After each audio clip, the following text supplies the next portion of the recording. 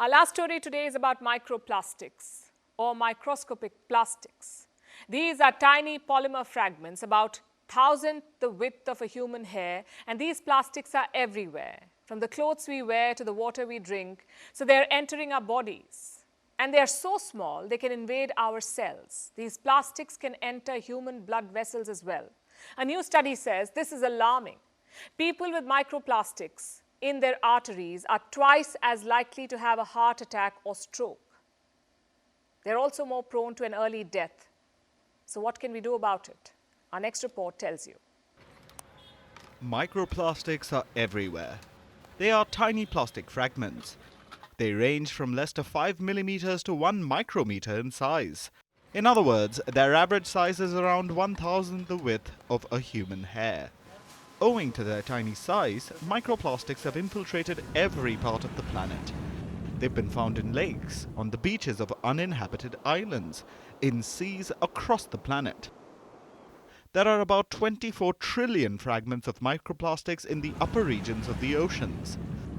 Microplastics have been found buried in Antarctic sea ice as well, also inside the bodies of marine animals.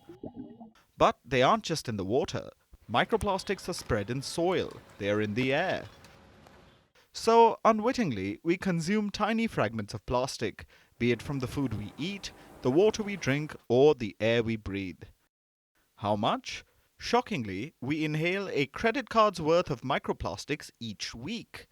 And what happens to these microplastics in our bodies? These are minuscule bits, so they migrate through our tissues. They can invade the cells. From here, they enter the bloodstream. Yes, there are microplastics in our blood. So far, these plastic particles have been found in the lungs, livers, bowels, mother's milk, and placenta. But now, microplastics have been found in arteries. Specifically, carotid arteries. These are the blood vessels on each side of the neck. They carry blood to the brain. Sometimes, microplastics settle in these arteries, and this is alarming. People with microplastics in these arteries are twice as likely to have a heart attack or a stroke than people who have none. They are also twice as likely to die from any cause over the next 3 years. This is a breakthrough discovery, and it raises a series of important questions. For starters, are microplastics now a cardiovascular risk? The new study has just scratched the surface. There is not enough research to know the extent of harm microplastics can do.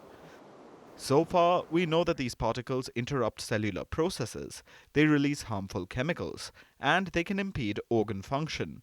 But such instances are rare. Secondly, can we reduce exposure to microplastics? It is going to be challenging, if not impossible. According to a study, 1 liter of bottled water has 240,000 plastic particles. Now, you may avoid bottled water, but can you avoid all beverages in plastic bottles, or food that comes in plastic containers, or the air you breathe? It is going to be difficult, but small measures can help. Like thoroughly washing vegetables, reducing plastic use, or packaged food. Even switching to natural fibers like cotton can help. The fact of the matter is, in the world that we live in, plastic is everywhere. It is impossible to eliminate the risk. But we can take precautions and hope for the best. Because Barbie was wrong. Life in plastic is hardly fantastic.